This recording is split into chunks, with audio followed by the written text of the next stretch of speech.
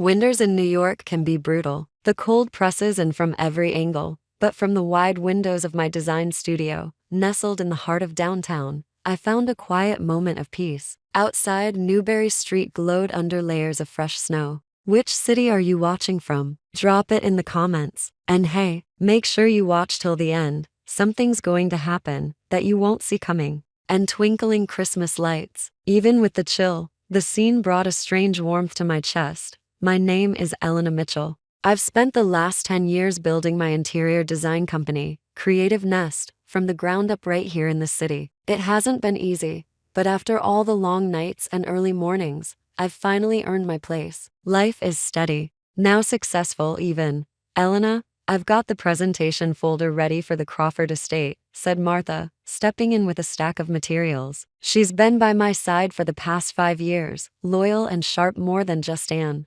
assistant.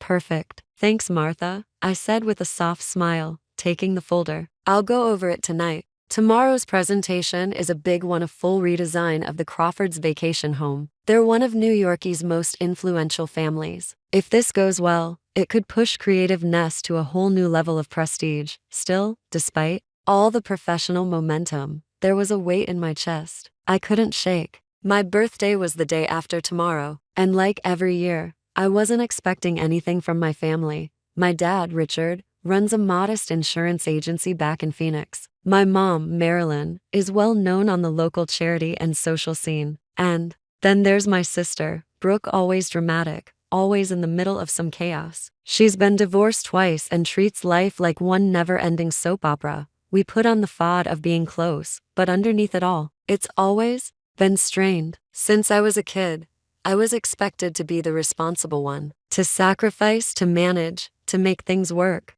I paid my own way through college with part-time jobs and scholarships, then went back to study design at night while working during the day. It was exhausting, but I did it alone.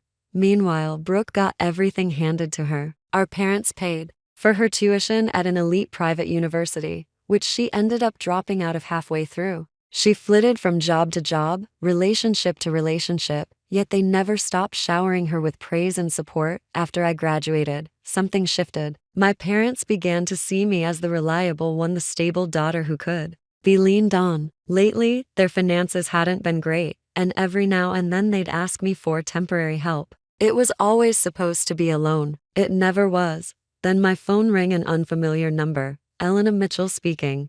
Elena, it's been a while. It's Frank. My face softened immediately. It was my Uncle Frank, my mother's older brother. He'd lost his wife some years ago and lived alone in a quiet town in Arizona. At family gatherings, he always sat off to the side, quiet and observant. But I'd always felt a connection with him. Uncle Frank, how are you? Oh, doing as well as an old man can, he chuckled. I heard your birthday's coming up. Thought I'd give you a ring. Happy early birthday. You remembered? I felt my throat tighten. Thank you. That means a lot. I send a little something your way. Should arrive tomorrow.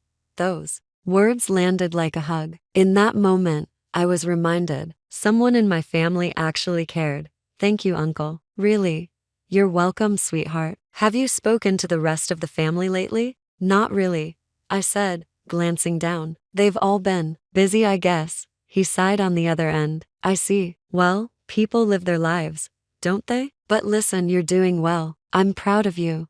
That was what I'd wanted to hear for years. Words I had never once heard from my parents. Uncle, well, I won't keep you. Take care of yourself, all right? Talk soon, I said, even as my heart ached a little once the call ended. As I stared back out at the now snow-dusted city streets, Uncle Frank's words echoed in my mind. He'd always been in the background, quiet but present, the only one who ever really saw me. At every family dinner where I was ignored, he was the one who offered me a knowing look from across the table. That meant more than he probably realized. Snowflakes started drifting past the window. I took a sip of now lukewarm coffee and turned back to the Crawford project. Then my phone rang again. This time, a number I knew by heart. I froze for a second before answering. Happy birthday, Elena. My mom's voice sang from the other. And I blinked. Mom?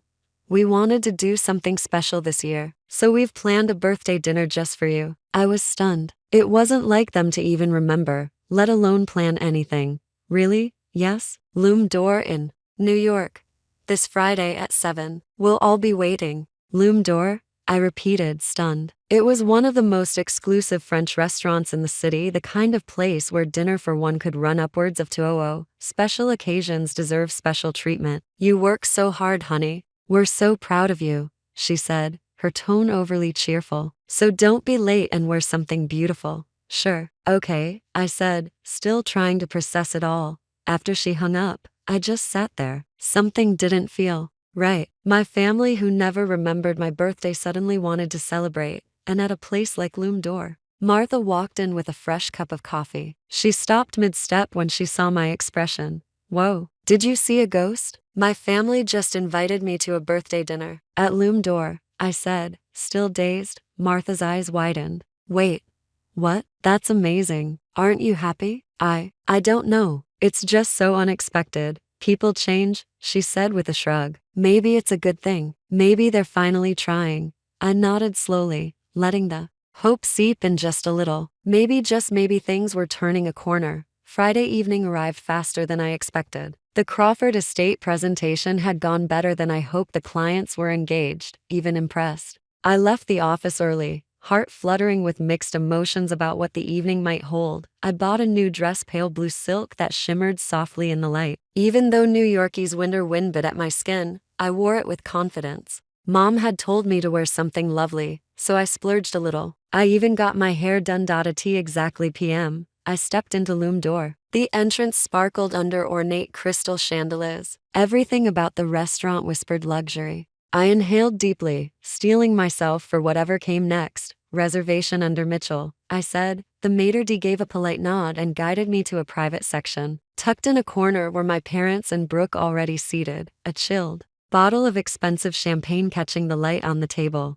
Elena? Brooke jumped up, throwing her arms around me. She was unusually affectionate. Her pink sequin dress was a little loud, but it fit her personality. Happy birthday, sweetie. My dad, Richard, stood and kissed my cheek with a wide smile that almost looked genuine. Come sit. We just opened the champagne, my mom said, patting the seat beside her. She was in full social queen mode, dressed in velvet and pearls, radiating charm. Cheers, Dad said, raising his glass high. To Elena's success and to family. I clinked my glass gently, still caught off guard by how warm they were all being. It had been a long time since they'd shown this side of themselves. It must have been hard getting a table here, I commented. Oh, it was, my mom replied, smiling. But tonight's special and you deserve the best.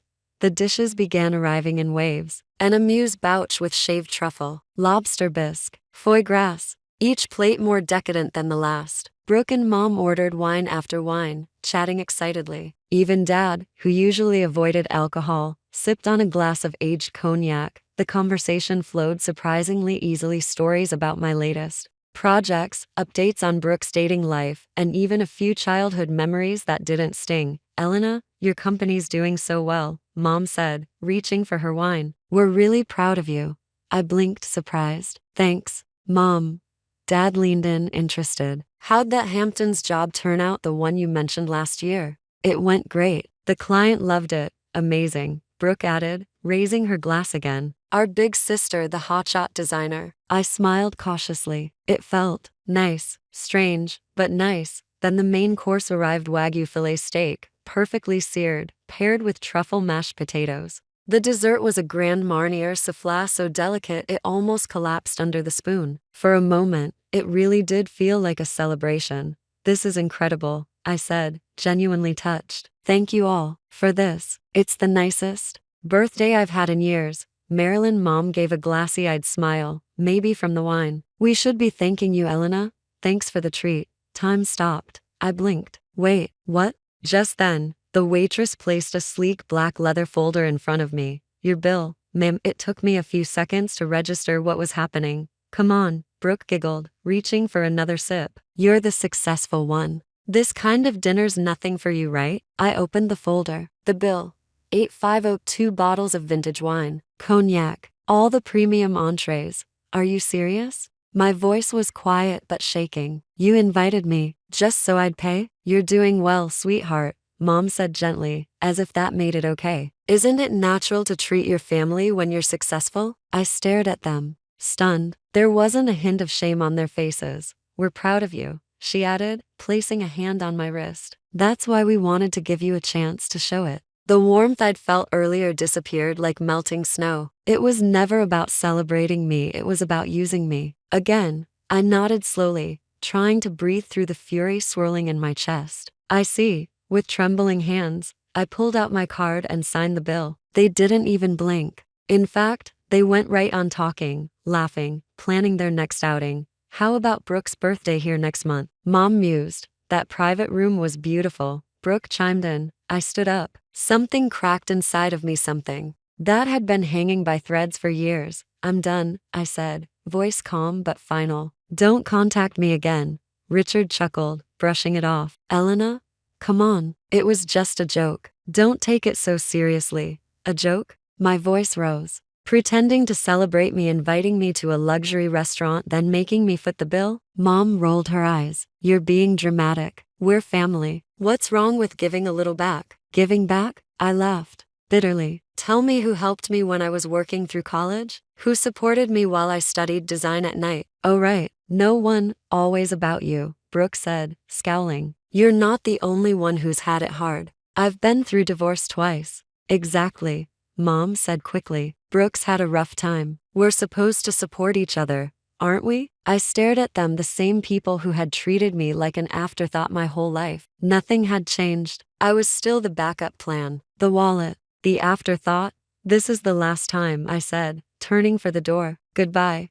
I didn't look back. Outside, New Yorkie's bitter wind slapped my face, but it didn't compare to the chill in my chest. I walked to the curb with shaking hands, climbed into a cab, and as it pulled away, the tears began to fall. Quiet at first, then uncontrollably. For years, I had chased their approval. I'd wanted love, acknowledgement, even just a kind word. But tonight had shattered the last of that illusion. When I arrived at my apartment, a small package sat at the door. A return address from Arizona, Uncle Frank. Inside was a silver photo frame, slightly worn, but polished with care. It held a picture of him and his late wife, smiling warmly. There was also a note. Dear Elena, the most important thing in life is true connection. You've always been honest, kind, and strong. Trust your path and keep going. I'm proud of you. With love, Uncle Frank. I clutched the frame to my chest and sobbed. That night, I felt like I had lost my family completely, but maybe, in some way, I had finally found myself. The next morning, still emotionally raw, I dragged myself into the office. I wasn't expecting anything unusual, but a call came through the company line, a direct one, not filtered through the receptionist. Elena Mitchell speaking. I answered, keeping my voice composed. Elena, my father's voice came through, sharp and angry. What kind of attitude was that last night? I blinked, tightening my grip on the phone. Excuse me? You embarrassed us in front of the restaurant staff, he said, his voice rising. Walking out like that? What do you think people must have thought of us? Dad, enough, I said, cold and calm. Don't call me again. We didn't raise you to act like this. You wouldn't be where you are without us. I let out a dry laugh. Really? Then tell me exactly what you did to help me get here. There was silence on the other end. Nothing but a quiet breath. He had no answer. Thought so. Goodbye, Dad. I hung up, and for the next several weeks I buried myself in work. The Crawford Estate project was a resounding success. New contracts flowed in, and Creative Nest was thriving more than ever. On the outside, everything was moving forward. But in quiet moments at night or during slow mornings, memories of my family would creep back in. Their laughter at that table, their lack of remorse, and the pain would twist in my chest all over again. Then one afternoon, Martha rushed into my office, clutching a magazine. Elena, you're not going to believe this. She handed me the issue of a glossy local social newsletter. On the front page was a photo of my mother and Brooke at a high-profile charity event. They were smiling like celebrities. Brooke was holding framed images of the interior of a Hollywood actor's home, my design work from 2 years ago, one of the first big projects that had put Creative Nest on the map. The caption read, Brooke Mitchell's artistic talent recognized, designing for Hollywood's elite. I stared at the page stunned. That's your work, Martha said, fuming. They're taking credit for your project. I couldn't even speak. It felt like the air had been punched from my lungs. That project had been a turning point in my career. I had worked on it day and night, poured myself into every detail. And now, Brooke was parading it around as if it were hers. Later that day, my phone rang. It was Uncle Frank. "Elena," he said, his voice carrying more weight than usual. "Have you seen the latest from the Mitchell family?" "Yes," I replied, my voice tight. "Brooke is claiming my work as her own." "It's disgusting," Frank said. "And your parents? They're backing her, acting like you don't even exist." I nodded silently. "They probably think you'll just let it go, like you always have." "Well, they're wrong this time," I said. "I'm done staying silent." I contacted my lawyer that evening. A formal letter of protest was drafted and sent a cease and desist, demanding public correction and removal of the false claims. At the same time, I scheduled an interview with one of the top industry design magazines. In it, I walked through my professional journey, detailed the projects I'd completed, including the celebrity estate Brooke had claimed, and shared the personal struggles of being a woman running her own firm in a male-dominated industry. The article ran the following week and created quite a buzz. The next day, my mother called the company. My assistant answered, calmly informing her I was out of town. She didn't stop there. Shortly after, I received a long-winded email. Subject: "Why are you doing this?" Body: "Are you really trying to hurt your family like this? Brooke has been crying all night. She finally caught a break, and now you're trying to destroy it. What kind of sister does that?" I stared at the screen for a moment, my jaw clenched, then began typing. Reply: "Mom, if telling the truth hurts this family, then what kind of family is it to begin with?" I won't be silent anymore. I'm protecting my work and myself. After I hit send, I felt something inside me let go. A release. A small, satisfying breath of fresh air. 6 months later, I made a big decision, one that had been building for a while. I packed up my apartment in New York and moved Creative Nest's headquarters to New York. Martha came with me, loyal as ever, and together we launched a new office in Manhattan. I had cut ties with my family completely, and though that came with a deep sense of loss, it also brought something unexpected: freedom. Our first project in New York was huge, renovating an old warehouse in Brooklyn into an art gallery. The transformation was featured in several design magazines, and the exposure brought in even more opportunities. My reputation was no longer just regional, it was national. One afternoon, while reviewing some layouts with a client, the receptionist buzzed my office. "Miss Mitchell? You have a call from a Mr. Michael Cohen. He says it's urgent and that he's calling on behalf of Frank Wilson." I froze. Put him through. A moment later, the line connected. "Elena Mitchell?" came a low, professional voice. "This is Michael Cohen. I'm Frank Wilson's attorney." My heart began to race. "Yes, that's me. I'm terribly sorry to inform you. Frank passed away last week in his sleep. Heart attack." It was peaceful. The phone trembled in my hand.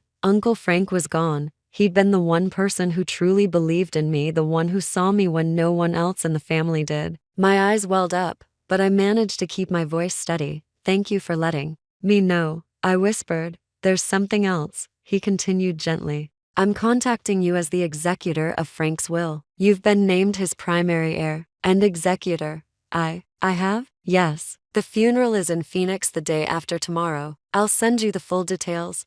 After I hung up, I walked to the window of my office and stared out over the skyline. Frank's voice came back to me, his last call, a month ago. "Life's too short, Elena. Don't lose sight of what really matters." At the time, I'd thought it was just a kind sentiment, but now I knew it was goodbye. 2 days later, I flew to Phoenix and attended the small funeral. The chapel was filled with locals, friends, neighbors, people whose lives Frank had quietly touched. As I stood near the back, I spotted them: my father, my mother, and Brooke. We hadn't spoken in 6 months, and the moment they saw me, I saw the recognition and discomfort flash across their faces. But none of us approached. Not yet. During the service, I listened as the pastor spoke of Frank's quiet kindness, his loyalty, and the way he supported people without ever asking for anything in return. I wept not just for losing him, but for everything he'd represented in my life. Later that afternoon, we gathered at the attorney's office.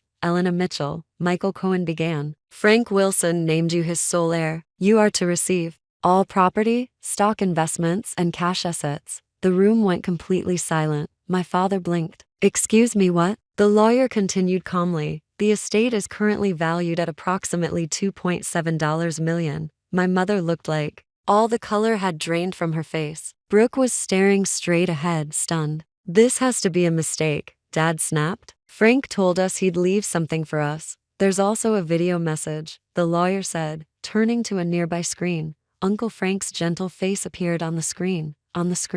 Uncle Frank sat in a simple chair, his expression calm but resolute. Elena, he began, his voice carrying the warmth I remembered so well. I've watched you your whole life, your strength, your honesty, your kindness. You've carried so much, often alone, and I want you to know, I saw that. He paused, then looked directly at the camera. No matter what anyone else in the family has said or done, you have always done the right thing. You have never stopped being true to yourself, and for that, I'm proud of you. He took a slow breath. To Marilyn, Richard, Brooke, you are my family, but I've been deeply disappointed in the way you've treated Elena. Over the years, I watched as her efforts were dismissed, her accomplishments taken for granted, and her kindness used against her. There was a long pause. That dinner on her birthday, that was the final straw. I couldn't stay silent anymore. That's why I've made this decision. Everything I leave behind will go to Elena because I know she will use it well. She understands the value of what truly matters. He smiled softly now. Elena, you've lacked the love and support a family should give, but you are a person worthy of love. You have it from me, always. The screen faded to black. The room remained still. I couldn't stop the tears from falling. I didn't even try. Uncle Frank had not only seen me, he had believed in me. Truly, completely. This is outrageous. My mother suddenly snapped, standing up. We're his family. I'm his sister. The will is legally valid, the lawyer replied firmly. His intentions are clear. My father stepped toward me, his voice low, somewhere between pleading and manipulation. Elena, let's talk, okay? As a family. That dinner, it was just a joke. You know how we are. Can't you forgive us? I rose slowly, locking eyes with him. You want to talk about family? I asked, voice steady. You taught me that family was something that used you, drained you, and discarded you when you had nothing left. But Uncle Frank taught me something else entirely, that family could mean love and support and belief. My mother looked furious. So what now? You just get everything and forget we exist? I'm not forgetting anything, I said calmly. I'm honoring Frank. I'm going to establish a scholarship foundation in his name for young artists and designers who have talent but no opportunity. That's what he would have wanted. Brooke finally spoke, her voice smaller than usual. You're really doing this? Yes, I said. It's already in motion. You're so selfish. My mother spat, shaking her head. I gave a quiet laugh. You want to talk about selfish? Let's go back to that night at Loom Door. You acted like you wanted to celebrate me, but you just wanted to exploit me. Again, that was the moment I realized something. You don't love me. You just love what I can do for you. Brooke's face shifted, something cracking in her mask. But I didn't wait for her to speak. I turned and walked out of the lawyer's office. Without looking back, outside, the harsh Arizona sunlight hit my face. But unlike that cold night in New York, this warmth didn't burn, it lit something inside me. Back in New York a few days later, I began the official paperwork to establish the Frank Wilson Art Scholarship Foundation. The loss of Uncle Frank was immense, but what he left behind wasn't just money, it was a message, a legacy, a reminder that I was worthy of more than survival, that I could shape something meaningful from the ashes of what I'd lost. 2 years passed. New York's autumn was breathtaking, the trees in Central Park blazing with orange and red as I looked out from the large windows of our Manhattan office. Creative Nest had grown. We now had a team of 30 designers, and we were thriving. Elena, final confirmation for tonight's anniversary event, Martha said, walking in with her usual clipboard and steady presence. Everything ready? Perfect. She smiled. The venue's all set. The food's incredible. The exhibition of the scholars' work looks amazing. Thank you, Martha. I don't know what I'd do without you. She winked. Hire for people to replace me. Later that evening, as I stepped into the grand event hall, I was greeted by the first group of scholarship recipients. They'd grown so much. Seeing their joy and determination filled me with something I hadn't felt in a long time. Peace. Elena, you changed my life, said Maria, one of the dancers we'd funded. She threw her arms around me, excited. I'm auditioning for the New York Ballet next month. You're going to be incredible, I said, hugging her back. Just keep believing in yourself. In the corner of the venue, we had set up a small photo exhibition about Uncle Frank's life, complete with a smiling portrait of him and a timeline of his quiet, generous legacy. People stood and read about the man who'd inspired it all. When it came time for my speech, I stood on stage, looking out at the crowd, artists, friends, supporters, colleagues, and swallowed the lump in my throat. I'm honored to be celebrating the second anniversary of the Frank Wilson Art Scholarship Foundation with all of you tonight, I began. This foundation was born from love from a man who believed that kindness, not status, is what makes someone great. That belief changed my life, and I hope, in some way, it's changing yours too. As I stepped off the stage, someone caught my eye. Near the back of the room, Brooke stood silently, dressed simply, without her usual flash. Her eyes met mine. She gave a small, hesitant nod. After the event, she approached me quietly. "You're doing something really beautiful, Elena," she said softly. "Brooke, why are you here?" "I saw the event in the paper," she admitted. "I didn't know if I should come, but I needed to." We moved to a quiet corner of the gallery. "I've been thinking a lot," she continued. "After you left, everything fell apart. Mom and Dad expected me to pick up where you left off. The pressure was a lot." I said nothing, letting her speak. "Dad's health has declined. Mom's still clinging to what little social clout she has left, but no one really listens to her anymore. She's bitter. And I work in a gift shop now. It's the first time I've lived off my own strength. It's not glamorous, but I feel proud of it." There was a different light in her eyes, one I hadn't seen before. "I came tonight because I wanted to apologize," she said. "I'm so sorry for what I did, for how I treated you. I didn't understand how selfish I'd been until everything changed." I took a long breath. "It's hard to forgive, Brooke, but I appreciate that you came." She gave a small, understanding nod. "I didn't come expecting anything. I just wanted you to know I'm proud of you. Uncle Frank chose the right person." Before she left, she handed me a small envelope. Inside was a handwritten note. "To Elena, I'm proud of everything you've achieved. I hope someday you can forgive us." Mom. Later that night, I stood on the balcony of my Manhattan apartment. The Hudson River bathed in the soft light of sunset. There were still scars. The wounds hadn't fully healed, but I no longer carried anger with me. That, I realized, was growth. Uncle Frank's final gift wasn't the money. It was the clarity, the permission to walk away from what hurt me, and the strength to build something new, something better. I pulled out my phone and hesitated for a moment before typing.